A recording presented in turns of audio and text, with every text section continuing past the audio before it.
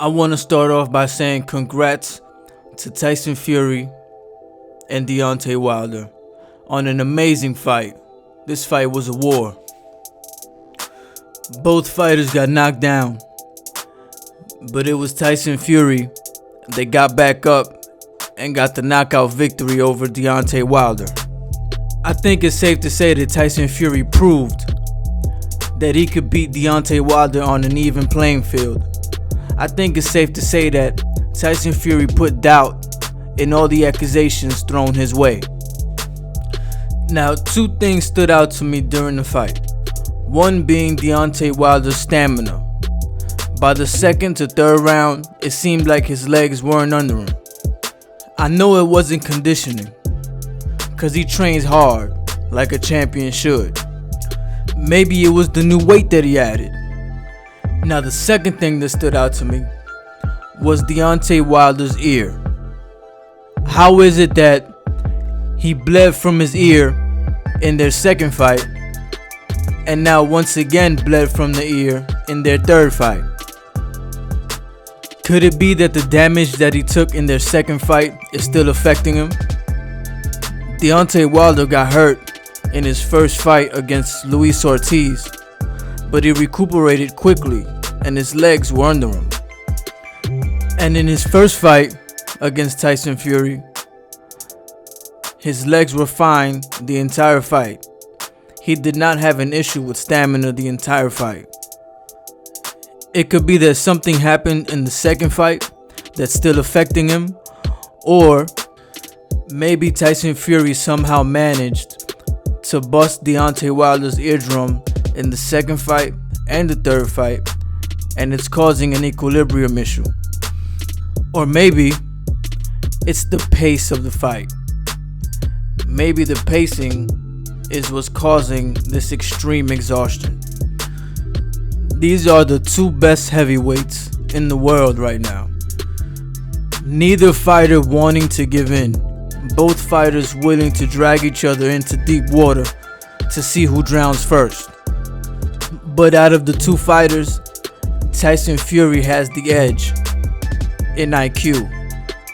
Tyson Fury has the ability to relax, think, and adjust in the storm.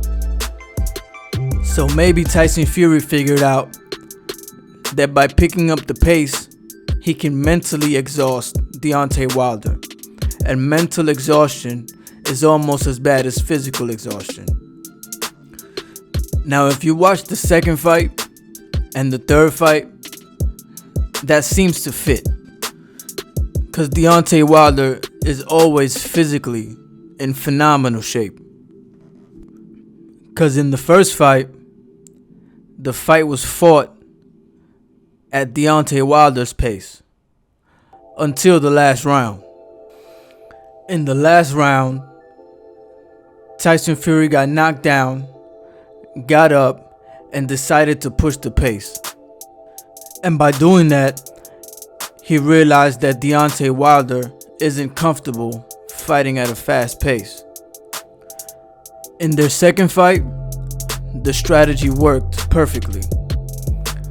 But in their third fight, Deontay Wilder was fully aware of Tyson Fury's game plan. So now the bigger, stronger, fully aware version of Deontay Wilder loses to Tyson Fury, but still doesn't respect Tyson Fury. It could be because when Tyson Fury realized that this was an improved Deontay Wilder, a Deontay Wilder with a game plan other than just looking for one punch, Tyson Fury then decided that he needs to add a little more to his tactics. And by add a little more, I mean lean on Deontay Wilder a little more. A lot more, actually. And combine that with cutting off Deontay Wilder's airflow. Just because a fighter has a high boxing IQ, that doesn't necessarily mean that they're always going to use clean tactics. There was constant leaning and constant headlocks. Deontay Wilder had a look on his face like he was suffocating. That's probably why. That can also be the reason for Deontay Wilder's lack of respect for Tyson Fury.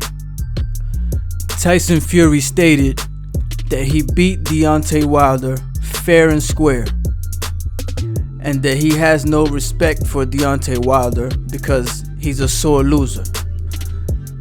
But is Deontay Wilder really a sore loser?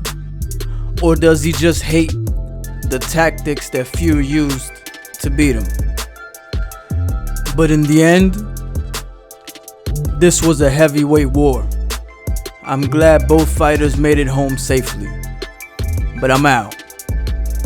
And if you haven't already, drop a like, subscribe. See you in the next one.